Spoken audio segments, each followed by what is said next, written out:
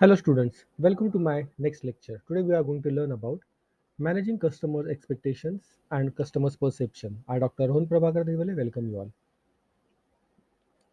This particular chapter is about how to gain insights into customers expectations and perceptions to create satisfied customers.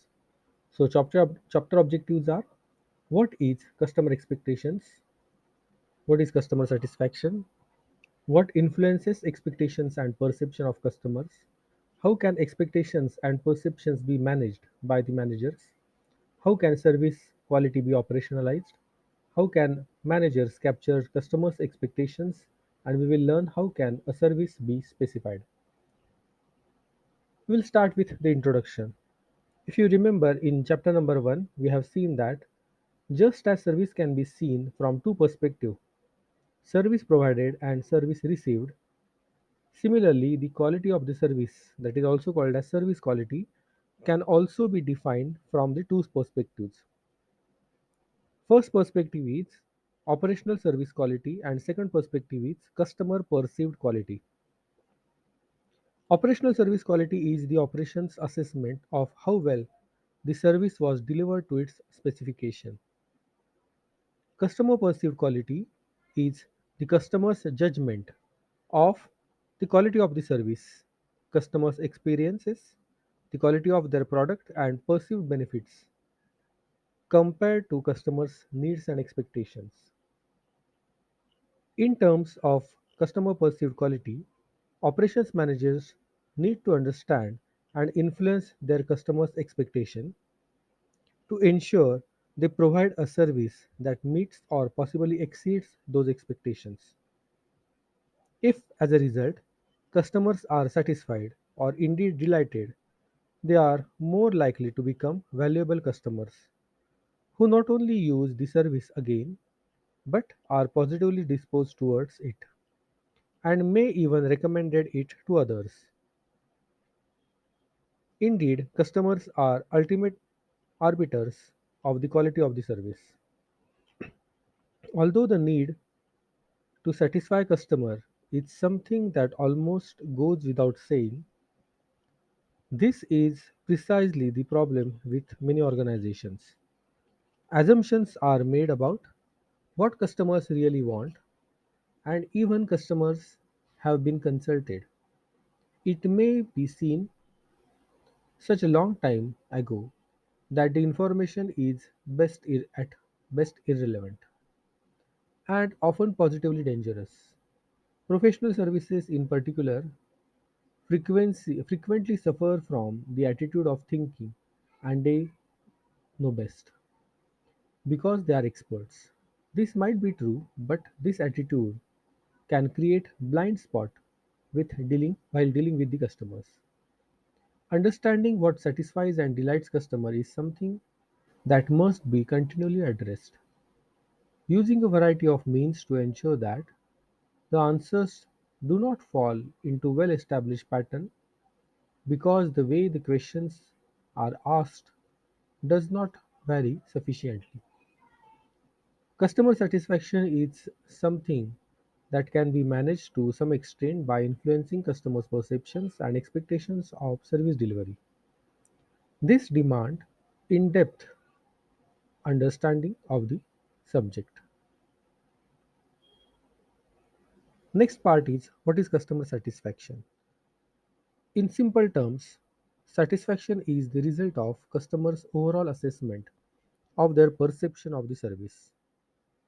That is service process, their experiences, their outcomes such as quality of the products, benefits obtained and perceived from value of the money. This is compared to their prior expectations. So you can refer this figure. So assessment is between perception and expectations. So if the customer's perception of the service match their expectations, that is P is exactly equal to E, then they should be satisfied or at least satisfied. If customers' perception of the service exceeds their expectations, that is P is greater than E, then they will be more satisfied or even delighted. If their perception of the service do not match to their expectations, that is, perception is less than expectation, P is less than E, then they must be dissatisfied, even disgusted or outgrated. Importantly, satisfaction is a continual from the extreme delight to extreme dissatisfaction. We can use the scale of +5 to -5 to represent this continuum. Just see this figure, +5 to -5. So P is exactly equal to E, then customer is satisfied. P is less than E, customer is dissatisfied. And P is greater than E, customers are delighted. As, as well as satisfaction being the customer's overall assessment of the service, the customer may also feel delighted, satisfied, or dissatisfied with their individual steps, maybe various transactions or touch points in the service process. This is sometimes referred as transaction satisfied. Now we will see what is perception and expectation gap.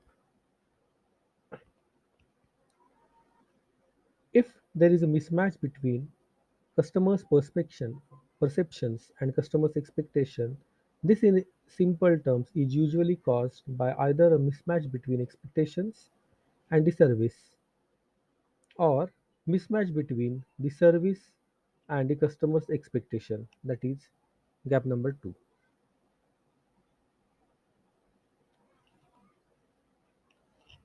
You can also refer this figure, gap 1 and gap 2. So there are several reasons why gap 1 might exist. The service may be inappropriately specified, designed, or enacted, or there may be insufficient resources to meet the expectation. It is also possible that the customer may have inappropriate expectation and inappropriate specification or design of the service may be result of a pure understanding of a customer expectation by managers. Managers may have not put enough time and effort into either specifying the service or getting feedback from the customer about what they feel to be appropriate type or level of service. Insufficient resources may be the result of poor understanding of the market requirement or demand profiles. These internal reasons often stem from a lack of determination to deliver consistent standards. Managers frequently report that their organizations does not take time and trouble to understand what each customers require, and therefore the service design process is flawed from the outset. This flaws into poor or inappropriate service design and result in poor resource utilization. Inappropriate expectations may result into inappropriate marketing, or promises made by the organizations cannot be delivered, or inappropriate word of mouth referrals or organization image, which may be result of poor service expectations in the past. Also, there are some customers who have quite unrealistic expectations of the service organizations and can cause a great deal of aggravations and nonsense as a result. These individuals either need their expectations reshaping before or during the service delivery or removing from the operations if this is feasible. Gap 2 may be the result of either incorrect proposition of service or customers inappropriately perceive the service. Incorrect provision is not usual in many service organizations. Service operations are often complex, and these are human based activities, and things do not do, do go wrong. A mismatch as a result of poor service provision can be removed or at least reduced through service recovery. So, this particular table summarizes the reasons for the existence of the gaps and therefore dissatisfied customers. Additionally, customers' perceptions of the quality of the service provided may not be same as the quality of service perceived because customer perceived quality is a matter of personal perception. Next part is downsides of expectation perception approach to customer perceived service quality. While the expectation perception approach to understanding the perceived service quality is extremely useful in focusing on the outcome of the customer satisfaction and helps identifying mismatch between the operations and customer reviews of quality, it does not it does have some downsides also. So one by one we will see these downsides. First, service could be perceived to be good when it is actually bad. If customer expectations are particularly low or indeed may have been delivered created that way, then poor operational service quality may be perceived as highly satisfying because expectations have been exceeded. This may look like a reasonable state, but it is clearly one that makes for profit organizations vulnerable to competitive threat from higher quality providers or may lead to government interference in public sector organization. Second is service could be perceived to be bad when it is actually good. Likewise, it is also possible that if expectations are high due to overpromising, for example, then a good operational service may be seen as inadequate. Third is service that was good last time may only be okay this time. So, if a service was perceived to have been good, then the customer expectation may raise for the next time. Thus, there they may be less satisfied or subsequent occasions, despite of the fact that operational quality of the service has remained unchanged. This is a problem encouraged by Disney. Visitors' first encounter with the Magic Kingdom was often so good, much better than expected, that subsequent visitors are sometimes reported to be poorer in quality, that is, less satisfactory. Last is satisfied customers may switch. Even though a particular service may meet customers' expectations and customers are satisfied, customers may still switch suppliers. If there is a choice, alternative service providers may offer a superior level of service or additional service features, or customers may be naturally disloyal or inquisitive. When it comes to measuring the satisfaction level, we need to remember that it is also measure the customer's post purchase intentions. In particular, will they return? So these issues reinforce the need to link closely the creation of expectation in the minds of customers with the capabilities of the service process. That is, communicate message to set appropriate expectations and design and deliver service to meet them and manage them during the service process. We will talk about confidence. Before we spend time developing the notion of customer satisfaction through a better understanding of customer expectations and formulation of perceptions, we would like to introduce the related but distinct notions of customer confidence. Whereas satisfaction is an assessment by the customer following a service experience, confidence or the lack of it does not require previous experience or contract with the organization. This is an important notion for all organizations, and especially those with which people may have no or little contract. For example, social services, police, fire services, hospitals, local schools, and legal services.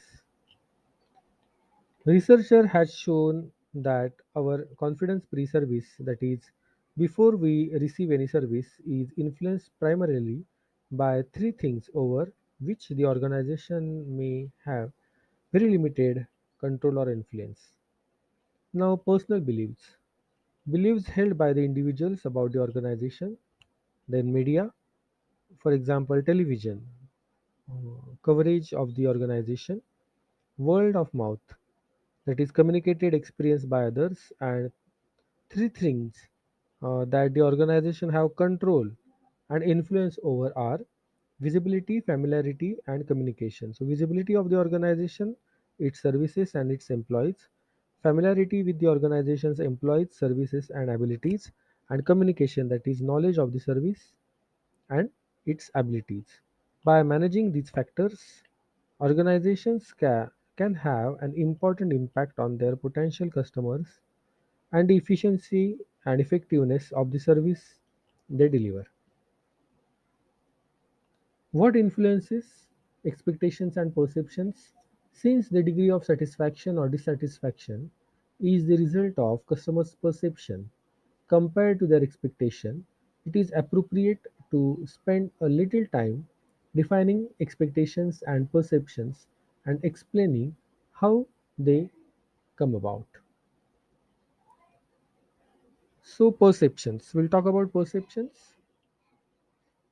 Our perceptions are our own personal impressions and interpretations of the service provided, and so customers will perceive each service in their own personal, emotional, and sometimes irritational way.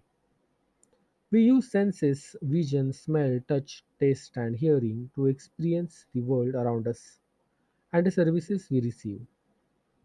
How we perceive a service depends upon the experiences each of us have had in the past. Our culture, our languages, beliefs, values, interests, assumptions, and so on. A service received is what we each individually perceive to be. For example, if a customer has had a privileged background and is used to being looked after, their experiences of high class restaurant may well be quite different to someone from more humble background. While a privileged person may experience and perceive alternative staff and appropriate well lit tables, the other person may find the staff obvious and overboard, and number of knives and forks confusing, even anxiety making. So in service, we may filter our experiences even more, like selective filtering, selective distortion, and selective retention. So we'll talk about each and every one. First is selective filtering. We tend to only notice that what is relevant to current needs and ignore other parts of the experience. The privileged person may notice a mark on the tablecloth and complain. The other person may not even notice it. Selective distortion. We tend to modify and seek information that supports personal beliefs and prejudices. The European visiting an American restaurant may well notice the size of the portion being served, confirming their personal prejudice about Americans. Last is selective retentions. We tend to remember only those things that are relevant to our needs and beliefs. After a restaurant meal, diners may remember and talk about the quality of the food, others the state of the toilets, then others may be remembering the attentions or good looking staff and well-being of the customers. What are expectations? Our expectation of a service will lie somewhere on a range or a continuum between the ideal or intolerable services. So you can see the figure. An intolerable train journey Maybe one that arrives very late or even not at all, while the carriages are filthy and the staff abusive. An ideal trail journey might be clean, on time, very fast, and include driven transport in either end. Some points on this continuum could be defined as follows, like ideal is the best possible, ideal feasible is the level of the service that the customer believes should be provided given the price or industry standard, desirable are the standard that the customer wants to receive, deserved the level of the performance that the customer ought to receive given the perceived cost. Minimal tolerable, these minimal tolerable standards, those must be achieved, and intolerable, the standards the customer should not receive.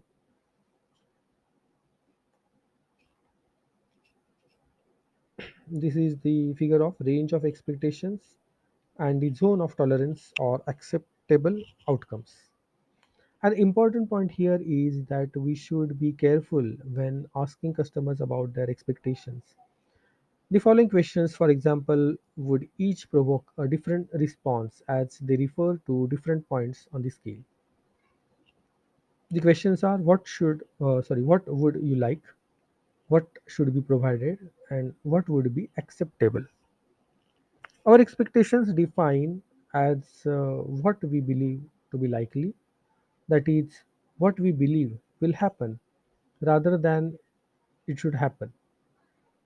May not be a single point on the scale but range. This range or zone or expectations are shown in the range of expectation figure, this figure. This zone of what should be considered to be acceptable level or service by the customer is shown in this figure.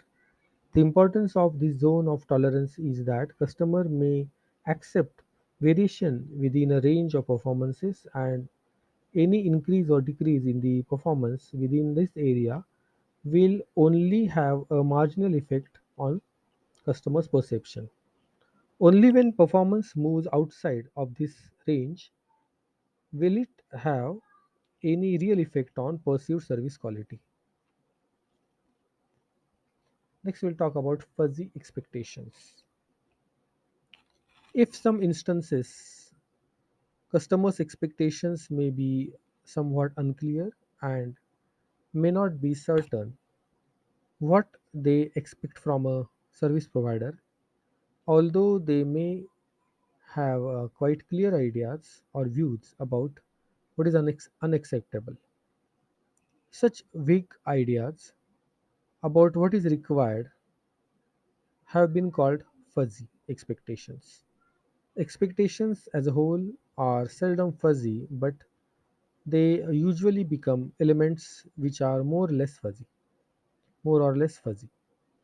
In some cases, these expectations may be implicit and are not actively or consciously through about by customers, but they may become explicit when the expectations are either not meet or exceeds. When customers' expectations are fuzzy or crystal clear, operations managers have to be certain about the expectations they are trying to meet.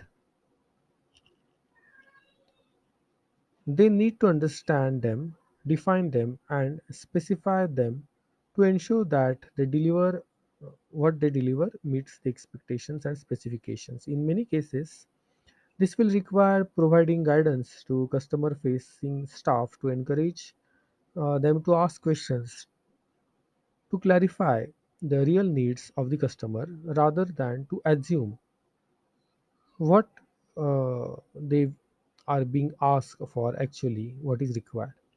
Customers are often afraid of looking silly in front of other people and may ask for something quite inappropriate, leading to eventual dissatisfaction and defection. Now, what is influencing expectations? The position of our expectations on the continuum between the intolerable and ideal will be influenced by many things. Just look at this figure. Our expectations about a train journey might be influenced by our previous experiences and price we are paying. For example, price. Here, price often has a large influence on expectations. Higher the price, higher up the continuum towards the idle or customers' expectations.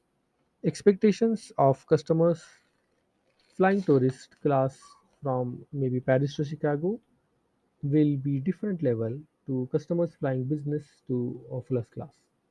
All the three customers will have similar expectations about safety and timeliness, but expectations about legroom, then quality of food, attentiveness of the service, and ease of check-in and check-out may be vary considerably. Price is perhaps one of the most important influence as customers are concerned not just about the services but their expectations and outcomes, but also about its value. Now, what are alternative services available? This will also help to define the set of expectations. If you know what one airline provides, a limo service when flying business class, you may expect other carriers also to do the same. Marketing can have a considerable influence on expectations. Marketing, image, branding, advertising campaign helps to set the expectations, often at great cost to the organization. Word of mouth marketing, which is less controllable, can be a profound effect on the customer's expectation. Indeed, in some situations, word of mouth may have a stronger influence than organizational marketing. Previous experiences. These will help to shape the expectations as prior knowledge not only makes them clearer and sharper about allow customers more accurately to position them onto a particular scale. Previous experiences can act as a moderator on marketing information either from the organizations or from word of mouth. It is important to note that previous experiences may not be of the service provider in question but may be on the other side of the providers. Customers' mood and attitude. These can affect their customers' expectations. Someone in a bad mood or with a poor attitude to an organization may have highlighted expectations. Someone less concerned and more tolerant may have a wider zone of tolerance and thus a wider range of expectations. Confidence about an organization even before we have used an organization will also influence our expectations. If we have confidence in our child's new school because of its reputation, for example, we may have a higher set of expectation as to how we and our child will be treated. So we can summarize as expectations are dynamic, they constantly change, they are not fixed on a continuum between intolerable and ideal. They will change over time and indeed during the service itself. Customers are continually experiencing many service situations and consuming services. Their expectations are under continual reviewing and change. So, what a customer may have failed to have been acceptable last time may well be different next time, as influenced by some of the other factors, as we have just discussed. How can expectations and perceptions be managed? Two key roles for operations managers that we cover in these particular sessions are firstly, how they can manage and influence customer expectations, and secondly, how they can manage or manipulate customers' perception during the service process. So, first, we'll talk about managing expectations. While one might argue that managing expectations is predominantly the role of uh, mark- uh, marketers, operations do not have two important roles to play here. Firstly, it is the duty of operation managers to ensure that the marketing and strategy functions within the organization know the capabilities of the operations, the nature and quality of service that it can actually deliver, and indeed what it can. This enables the marketing function to try to influence customers' expectations so that there is a good chance those expectations will be met. Secondly, the operations has an opportunity to influence and shape the customer's expectations during the early stage of service process. Careful attention to the design of the first few steps of the service and clues and messages it required to help to set the right expectations. For example, the customer entering a restaurant sees the way what is set out and will draw conclusions about the level of service provided. If the tables and chairs are functional and there are no tablecloths or decorations, customer will be more prepared to expect simpler service than if they go into one with comfortable seats and tablecloths and some decorations. Now, what is managing perceptions? Managing customer perceptions or managing customer perceived quality during the service process is a dynamic activity. Now, just this particular figure at right hand side, this combines various figures that we have seen earlier, that is level of expectations and zones of tolerance, and one of the outcomes of a service, the service level of satisfaction and dissatisfaction, and shows how customers give away to a perception of satisfaction during the process or service process and the customer's experiences of it. This particular figure shows the zone of tolerance extending from the expectations through the process or experiences to the level of satisfaction.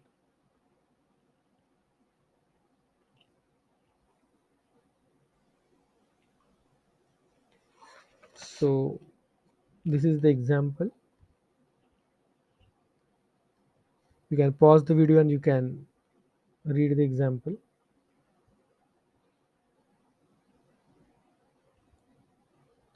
Okay. So, this particular figure at right hand side depicts something similar to a control chart which managers can first use first to identify the customer expectation, what is acceptable, acceptable, and more than acceptable, and then to assess the impact of each stage, that is touch point or transaction during the service process or experiences.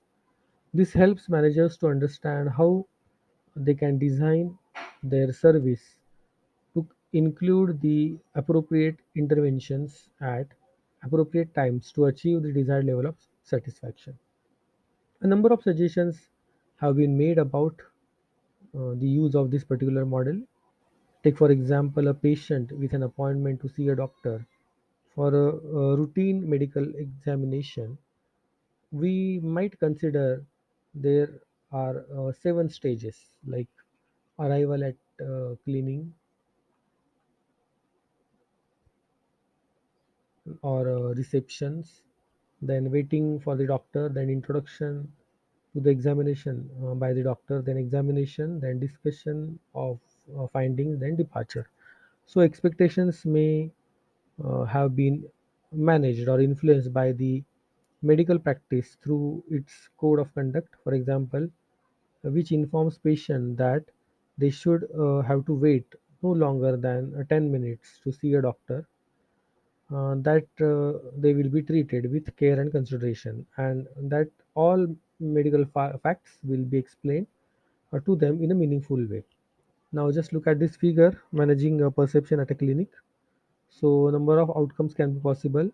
Performance within the zone of tolerance result in satisfaction, providing the customer's perception of the transactions are not greater or less than expectation, the outcome will be satisfied with his score somewhere within their zone of tolerance. Just see this figure, zone of tolerance. So 0 minutes wait, recognition, friendliness, and empathy. Then it will be towards delighted. Then 10 minutes wait, consideration, meaningful expectations. So customer will be satisfied. And as we have already told that patient has to wait, patient has to wait 10 minutes, and if 15 minutes wait and incorrect diagnosis and cold rooms, then customer will be in the dissatisfaction zone. So just you can pause the video and you can look at this figure carefully. So it has been suggested that the quality of performance within the customer's zone of tolerance may not be consciously noticed. So for any organization wishing to make an impact, it will need to build in positive interventions.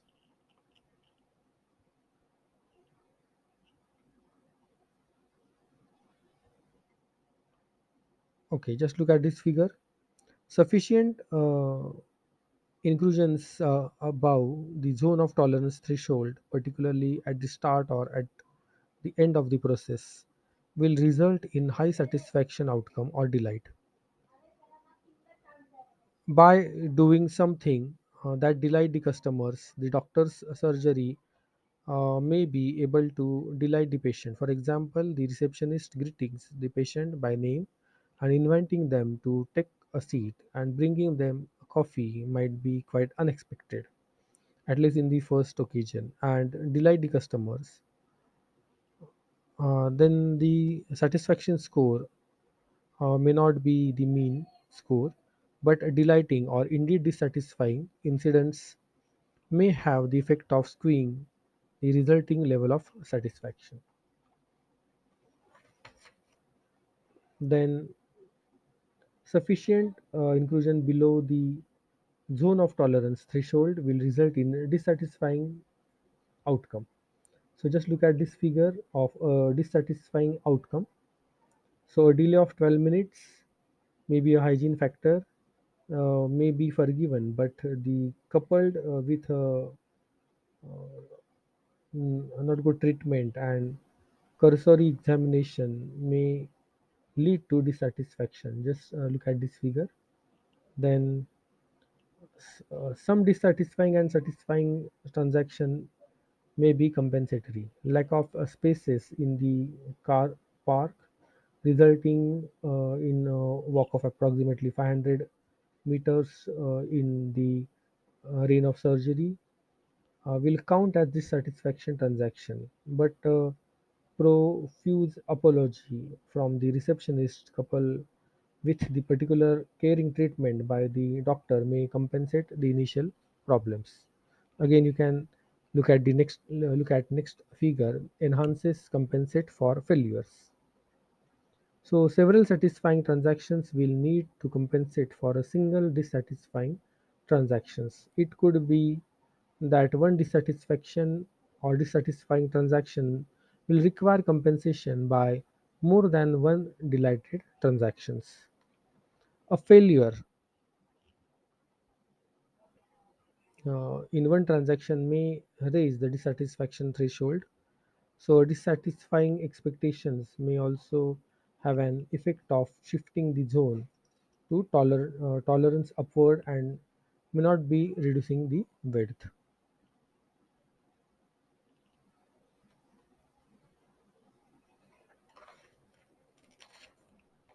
Now, how can service quality be operationalized? So both the operational service quality and perceived service quality can be defined in terms of quality factors or dimensions of service quality. These factors enable operational managers to capture and operationalize expectations to help understand the nature of expectation and perception, create instruments to measure the customer satisfaction, and create service specifications. So, service quality factors. The service quality factors are those attributes of service about which customers may have expectations and which need to be delivered at some specified level. This particular figure provides 18 quality factors which attempts to capture the totality of service quality. These 18 may be considered into broader dimensions and indeed may not be capture every aspect of service quality for each and every organization. However, they are at least a starting point to help us define, deliver, and measure the service quality.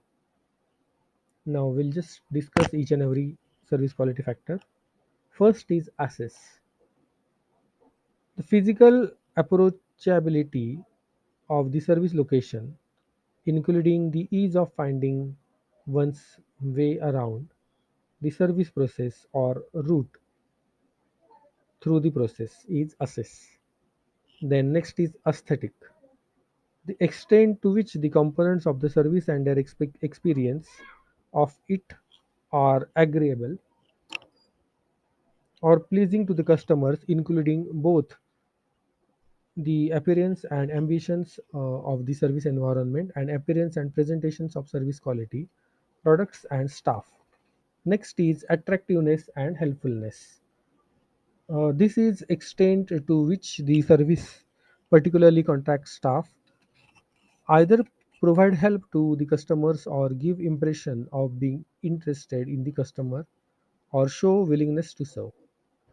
Next is availability.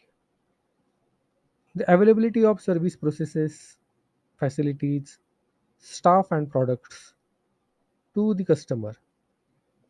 In the case of contract, staff with means both the staff or customer ratio and the amount of time each staff has available to spend with each other. It also includes both the quantity and range of services available to the customers. Next is care. Care, the concern, consideration, sympathy, and patience shown to the customer. This includes the extent to which the customer is put at ease by the service and made to feel emotionally comfortable. Next is cleanliness or tidiness. The cleanliness, neat and tidy appearances of the inputs to the service process, including the service environment, facilities, equipment, the contract staff, and even other customers. Next is comfort. Comfort is the physical comfort of the service environment and the facilities. Next is commitment. Commitment is the staff's apparent commitment to their work, including the pride and satisfaction they apparently take in their job.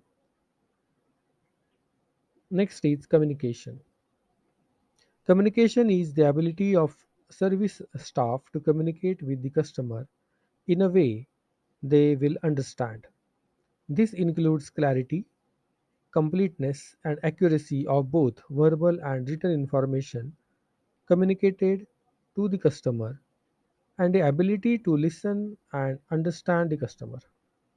Next is competency.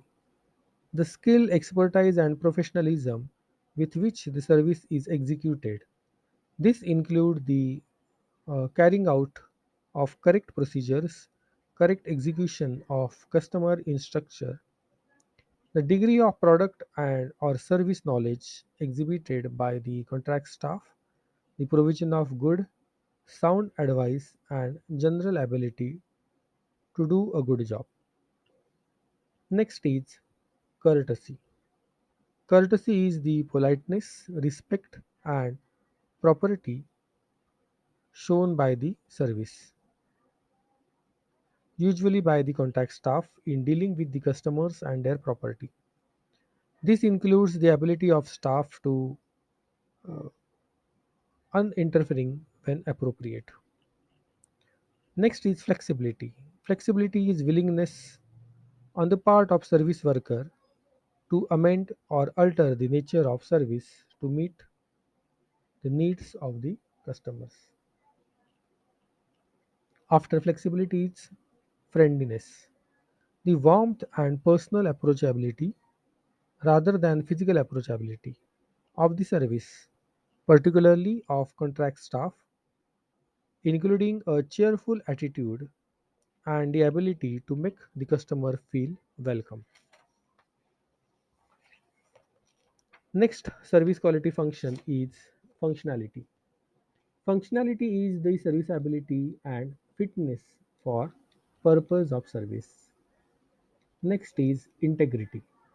Integrity is the honesty, justice, fairness, trustworthiness with which customers are treated by the service organizations. Next is reliability. The reliability and consistency of performance of the service and its staff. This includes punctual service delivery and ability to keep the agreement made with the customer. Next is responsiveness, the speed and timeliness of a service delivery. This includes the speed of the throughput and the ability of the service to respond promptly to the customer service request with minimal waiting and queuing time. Last service quality is security. The personal safety of the customers and their positions while participating in or benefiting from the service process.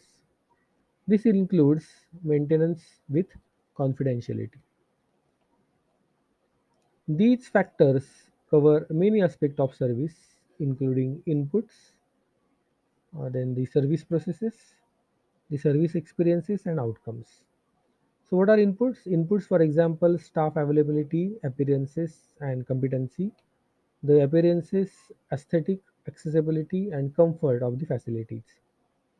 The service processes, for example, process reliability, staff responsiveness, communication skills, functionality, and reliability of the technology. The service experiences, for example, the staff friendliness, courtesy, and feeling of security. And service outcomes, for example, functionality and reliability of the service received. Now we'll talk about hygiene and enhancing factors.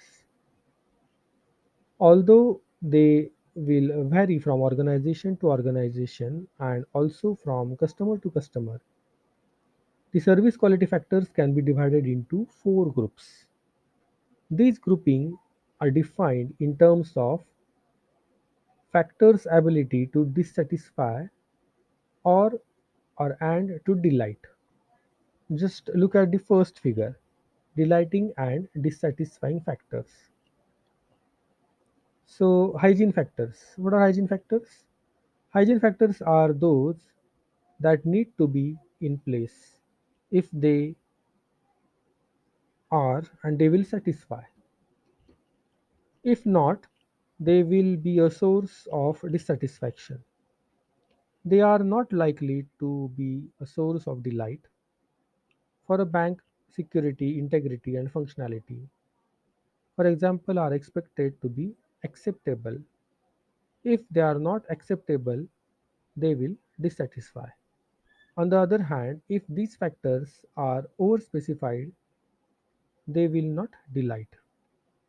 A very large number of security checks will not delight customers, indeed, they could dissatisfy them.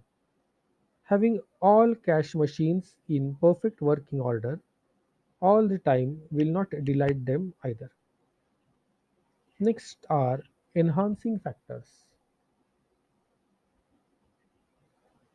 Enhancing factors have the potential to delight if they are present, but if they are not there, they are not likely to dissatisfy the customers. Customers of a bank may be delighted with a warm, caring approach by a member of staff or their flexibility in dealing with a problem. However, these feelings are not necessarily expected so. If they are not provided, their absence may not be lead to dissatisfaction. Then critical factors. Critical factors have the potential to both delight and dissatisfy. Responsiveness, communication, and competency of the bank staff and system must be least acceptable so as not to dissatisfy the customer. But if more than acceptable, they are having the potential to delight. Then natural factors have effect on satisfaction. The comfort and aesthetic of banking hall may play no part in customer satisfaction or dissatisfaction. You can just refer to the right hand figure. So we believe that managers should not only be aware of expectations of their customers, but should be realize the importance and potential effect of the various factors. We need to know which factors we delight and which will dissatisfy in order to manage the perception of dissatisfaction during the service process. How we find these factors and identify the enhancers, hygienes and criticals is explained in the next part. So now we will learn how can managers capture the customer's expectations. So we have seen the 18 quality factors provided a base to help to understand and define the customer expectations, whether it can be internal or external customers, and define appropriate levels also. That is, create the internal operational quality specifications. Now we'll learn methods to capture the customer expectations. There are many different methods available to gather the information about customers' expectations of a service. Some quantitative methods, such as questionnaire and survey using a quantitative approach, can be structured around all or some of the 18 quality factors and analyzed by each factor. Other more qualitative approaches tend to collect descriptive data and provide interpretation of events by customers in their own words. This creates more difficulties in analyzing and interpretation in order to extract meaningful summaries. Such approaches too, however, have the benefit of providing ideas and examples that managers and employees can use and discuss to better understand and improve their services. Questionnaire and surveys, written or verbal, can be good means of soliciting operations about the organization services and identify what customer find important.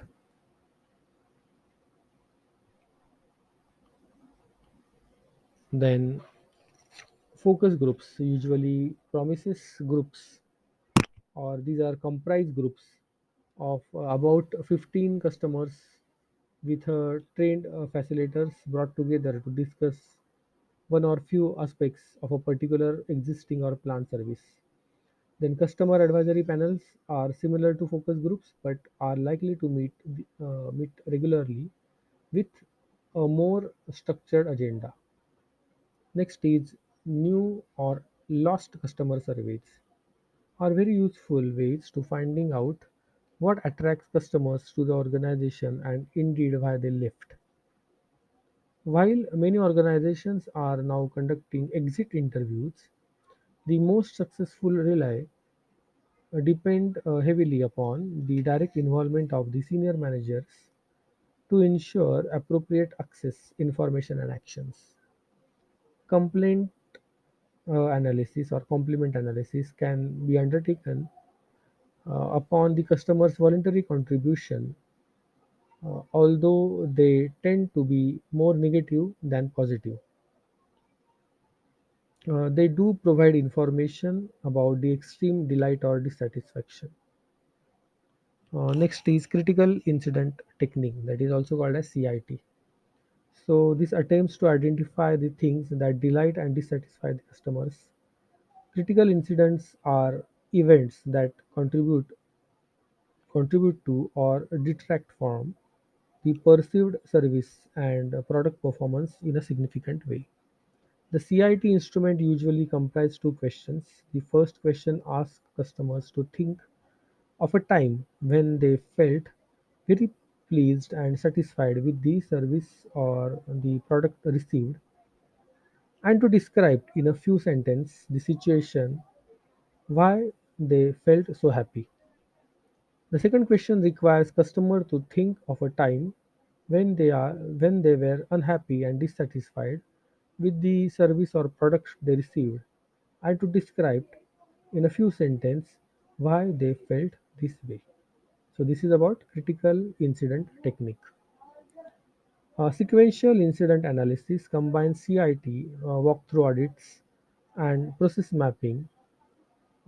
So customers are walked through a pre-prepared process map of the service and have recently encountered and asked for their experiences of each stage or transaction in the process. This technique identifies not only critical solutions or situations but also potentially critical ones.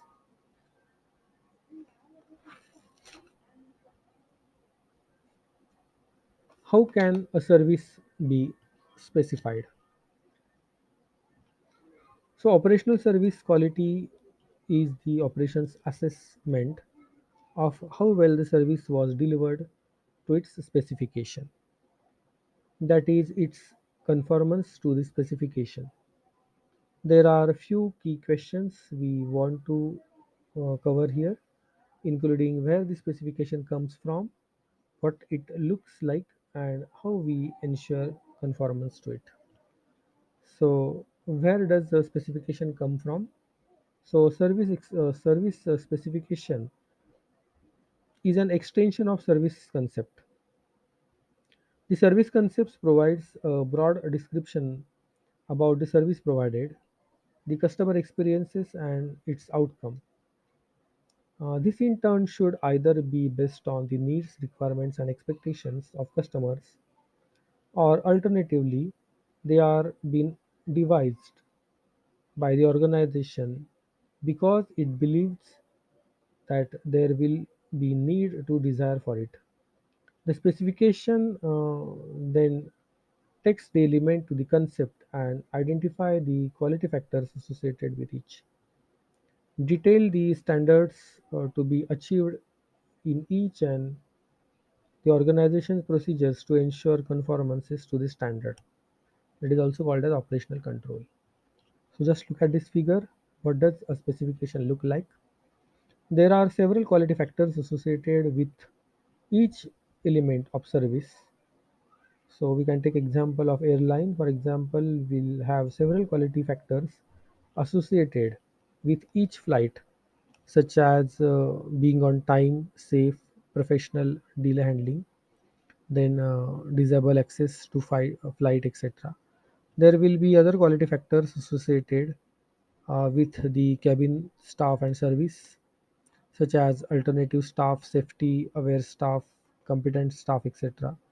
The catering will also have a quality factor such as quality of meals, passengers having a choice of meal, staff competency in serving the meal, etc.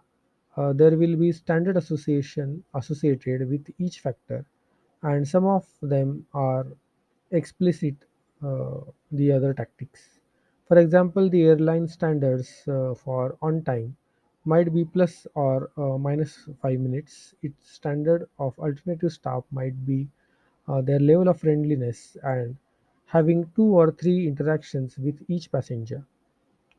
Some of these standards may be set down in operation or operating manuals or in regulations.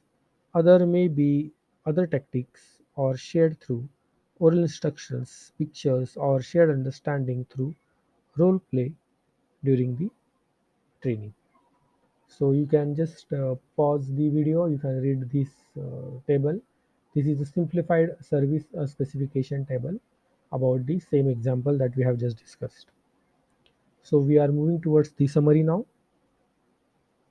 So summary. So what is customers satisfaction?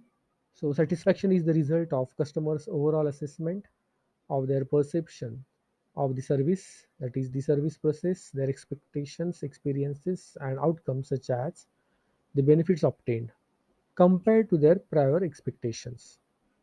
If there is a mismatch between perception and expectations, it is usually caused by either a mismatch between the expectations and the service or a mismatch between the service and customer perception. Related notion of customer related notion is customer confidence that we have seen.